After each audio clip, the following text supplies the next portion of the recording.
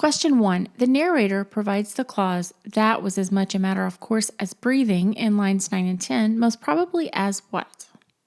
If you've read through this passage and gotten the gist of it, you know that right here in the beginning, Louisa overhears what we can infer is some type of a romantic meeting between Louisa's fiance, Joe Daggett, and another girl, Lily Dyer. After Louisa overhears this exchange, she goes home, and this part of the passage describes her activity the next day. The next day she did her housework methodically. That was as much a matter of course as breathing, but she did not sew on her wedding clothes. So that was as much a matter of course as breathing is talking about the fact that she did her housework and that doing her housework is as much a habit for her as breathing is, it seems. So our answer choices are asking us why the narrator provides this clause.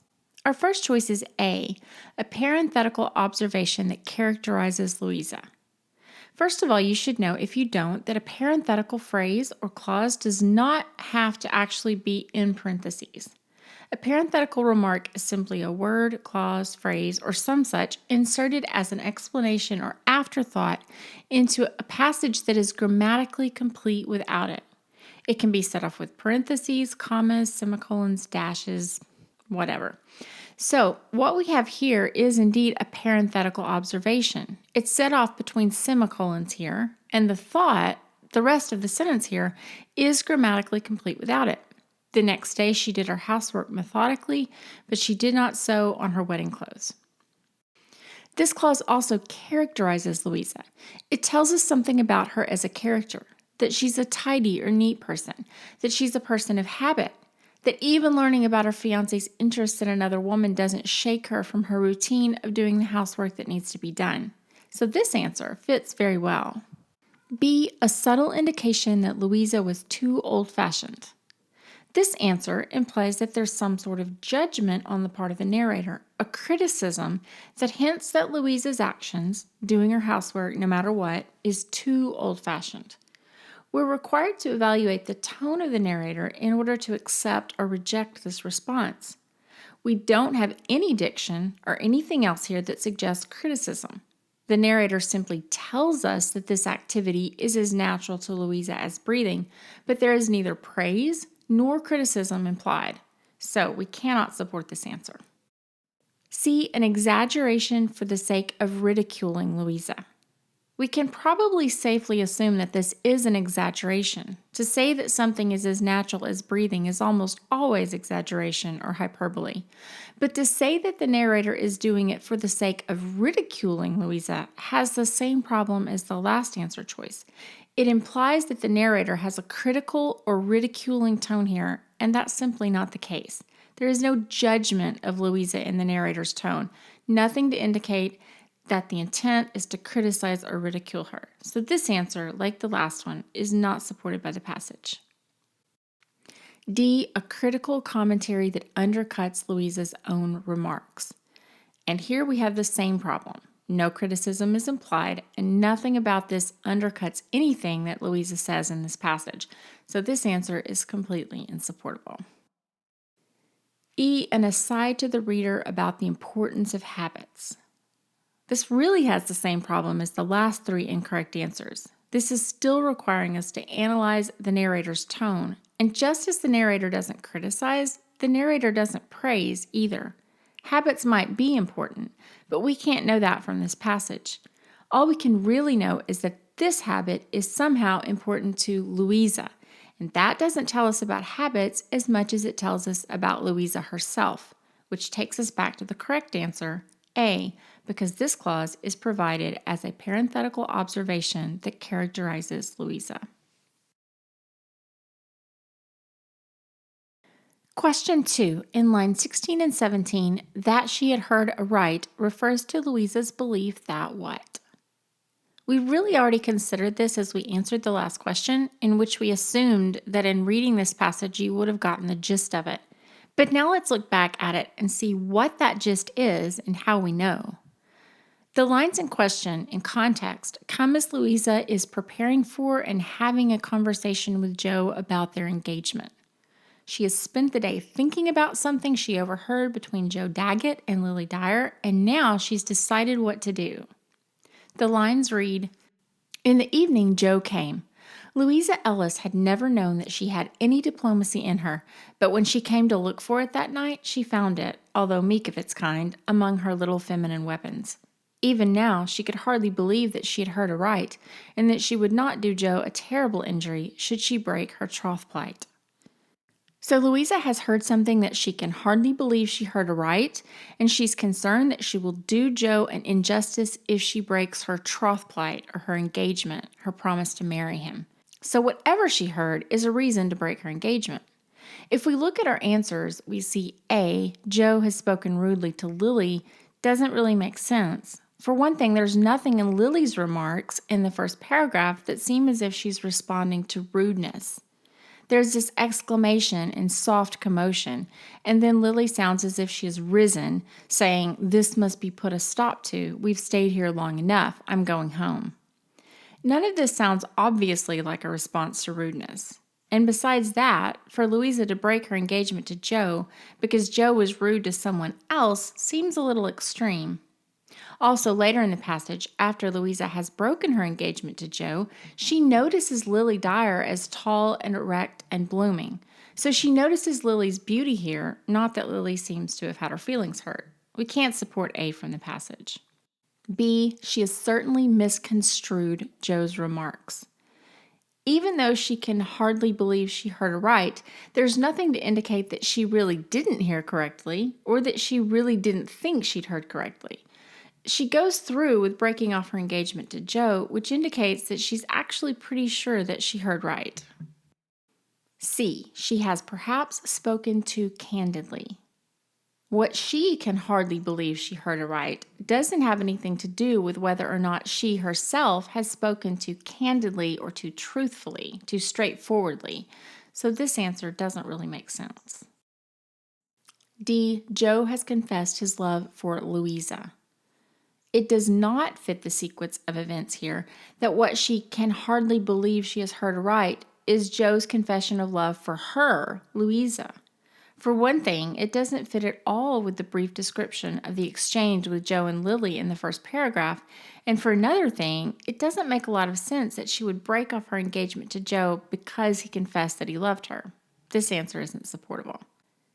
E, Joe has an intimate relationship with Lily.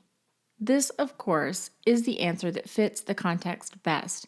The first paragraph description of the exchange involving Lily Dyer, the fact that Louisa breaks off her engagement to Joe, and the description close to the end of the passage here of Lily as tall, erect, and blooming are all part of the clues to the unstated fact that Joe Daggett is, in fact, involved in some kind of intimate relationship with Lily Dyer. Question 3. Lines 15 through 23 chiefly serve to show that Louisa was capable of what? So let's read through those lines along with the lines immediately preceding them to get more of the context. Louisa Ellis had never known that she had any diplomacy in her, but when she came to look for it that night, she found it, although meek of its kind, among her little feminine weapons. Even now, she could hardly believe that she had heard aright, and that she would not do Joe a terrible injury should she break her troth plight. She wanted to sound him without betraying too soon her own inclinations in the matter. She did it successfully, and they finally came to an understanding, but it was a difficult thing, for he was as afraid of betraying himself as she. A, directing a conversation with discretion and subtlety. Louisa wants to sound Joe, or find out what he's thinking without revealing her own inclinations or what she wants to do in the matter. In the lines preceding this, we see that she looked for and found diplomacy, or the art of dealing with people in a sensitive and effective way, among her little feminine weapons. It is that weapon, that diplomacy, that she uses to sound Joe without revealing her own feelings too soon, and she manages it successfully, leading to an understanding between them, in spite of the fact that it was a difficult thing because of Joe's own fear of revealing his own inclinations. So all of this certainly shows that Louisa is capable of A, directing a conversation with discretion and subtlety. This is a very supportable answer. B, sympathizing with others regardless of her own pain. Interestingly, we don't get any language here that indicates that Louisa is in pain. She does want to avoid doing Joe a terrible injury by breaking their engagement, so we can gather that she is sympathetic to him. But if we look further down in the passage, we see that not only is she not in pain because of the breakup of this relationship, she is looking forward to the future. She gazed ahead through a long reach of future days strung together like pearls in a rosary, every one like the others, and all smooth and flawless and innocent, and her heart went up in thankfulness. So, this answer can't be supported by the passage. C. Equivocating without knowing it. Equivocating is using ambiguous language or being vague in order to conceal the truth or keep from committing oneself. This is not the same at all as diplomacy, which is the art of dealing with people in a sensitive and effective way. In the lines in question, she wants to sound Joe without betraying her own inclinations or feelings about what she wants to do, and she did it successfully.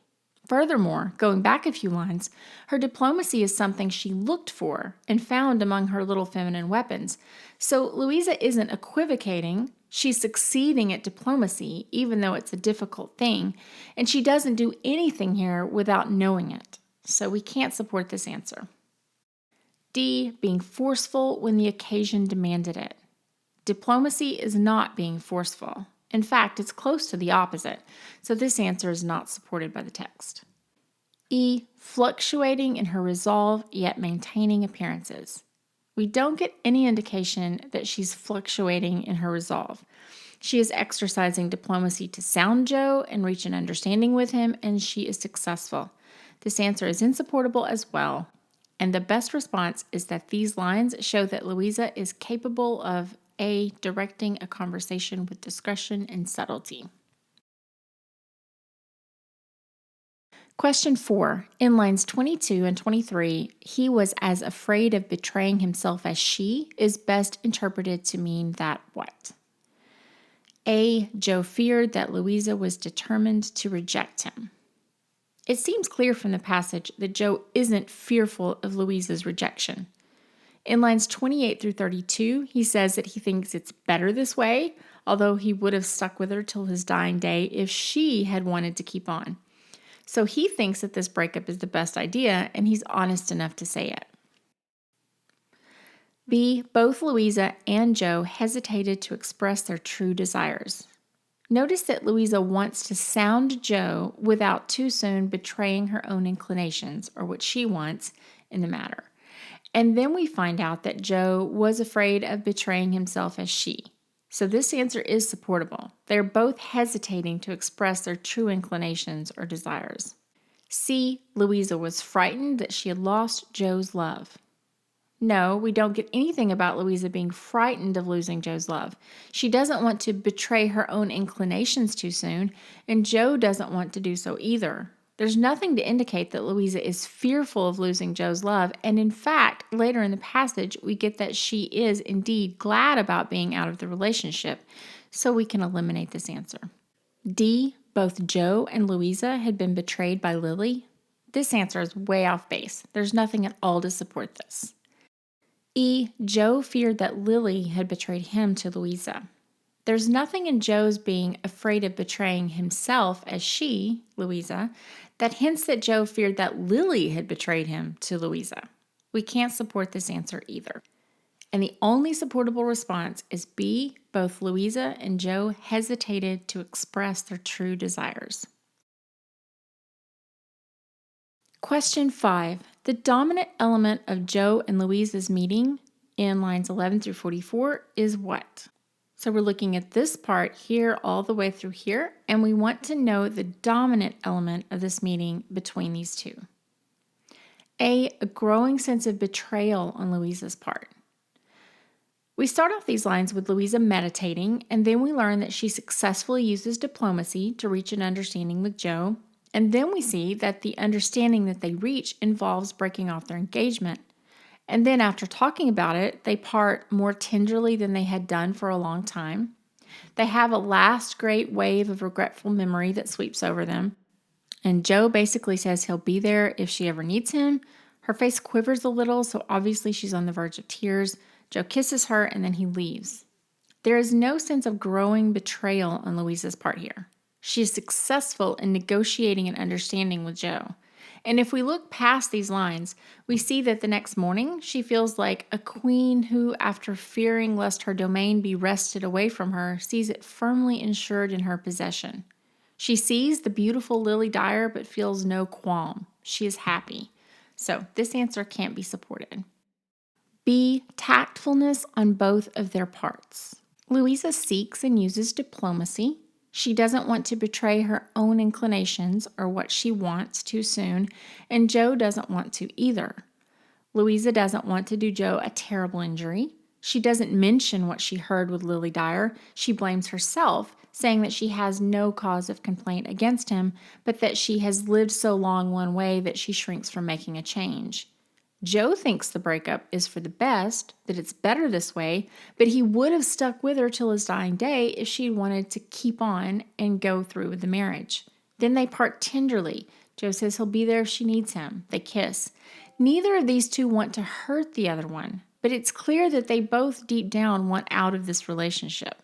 So yes, B, tactfulness on both of their parts is certainly a dominant element here. C, shared yearning.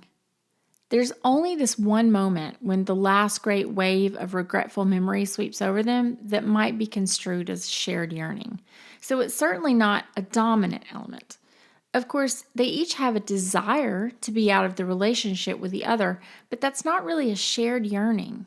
Joe might yearn for his freedom or yearn for Lily, and Louisa might yearn for a solitary life, but they aren't sharing a yearning, only the desire maybe to each pursue their separate yearnings. So this answer is not really supportable. D, mutual passion. Again, no. Neither of them really indicate any passion in particular in this exchange they have with each other, but if they did, their passions are separate. E, possessiveness on Joe's part. We've already seen that Joe thinks that it's better this way, that breaking up is the best thing to do. So we can't support this answer either. And the best answer is that the dominant element in Joe and Louisa's meeting is B, tactfulness on both of their parts. Question 6. The images in lines 50 through 59 suggest that what? And let's read over the lines in question. Now the tall weeds and grasses might cluster around Caesar's little hermit hut. The snow might fall on its roof year in and year out, but he never would go on a rampage through the unguarded village. Now the little canary might turn itself into a peaceful yellow ball night after night and have no need to wake and flutter with wild terror against its bars. Louisa could sew linens and distill roses and dust and polish and fold away in lavender as long as she listed. So this comes right after the narrator tells us that Louisa's feelings after her breakup with Joe are like those of a queen who, after fearing lest her domain should be wrested from her, sees it firmly insured in her possession. Now, the bit about her dog here, we know Caesar is her dog from the footnote. This might seem a little ambiguous, and possibly to know exactly why Caesar won't go on a rampage through the village would require us to read more of the story. But fortunately, we have the rest of these lines to help us answer this question. The point here is that Caesar going on a rampage through the village would be a negative thing, and now in this imagined future, he will never be doing that. The canary might turn himself into a peaceful yellow ball night after night and not wake up in terror. Louisa can sew linen seams and distill roses and dust and polish and fold away in lavender, or put things away in lavender scent, as long as she listed or as long as she liked. The passage tells us now this is possible. This is what is going to happen now after her breakup with Joe. These images of what will happen now are peaceful. The things that she seemed to have imagined for the future earlier include her little dog Caesar going on a rampage in the village and her canary waking up in terror in the night. And these things are not peaceful. So based on that, answer A, Louisa had been quite troubled by the prospect of matrimony, is quite reasonable. The idea of getting married was causing her to imagine these stressful images, these troubling situations. But now the future images are peaceful. So this is a well-supported answer. B, Louisa envisions her future as bleak and uneventful. While the kinds of things that are listed might seem very mundane, cleaning, polishing, sewing, folding clothes, the language here doesn't suggest bleakness. The words used here, distilling roses, folding away in lavender, are pleasant, peaceful words, not bleak ones. And the passage says that she will be able to do these things as long as she listed, or as long as she wanted to, which implies that she would want to, that she likes to engage in these activities. So we certainly can't support this answer. C. Joe had abandoned both Lily and Louisa and left the region. There's nothing in these lines that suggests anything about Joe leaving the region. Joe left Louisa's house back in line 44, and that's all we know. These lines don't tell us any more about his activity. D. Louisa and Joe anticipated a blissful future together as husband and wife. These lines don't tell us anything about what Joe had anticipated. They do hint that Louisa was not anticipating a blissful future earlier, before the breakup, because of the implied earlier anticipation of Caesar's rampaging through the village and the canary waking in terror.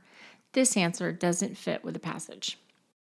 E. Lily had effectively isolated Louisa from community life. There's nothing in these lines to indicate that Lily Dyer has isolated Louisa from community life. Lily isn't mentioned until the next few lines, where Louisa feels no qualm about her. She isn't having negative feelings about Lily. And these lines don't indicate that Louisa is feeling isolated in any sort of negative sense. Her imagined future of doing what she wants to do as long as she wants to do it has a peaceful feeling rather than an isolated one. So this answer is not grounded at all in the passage. And the best answer is A. Louisa had been quite troubled by the prospect of matrimony.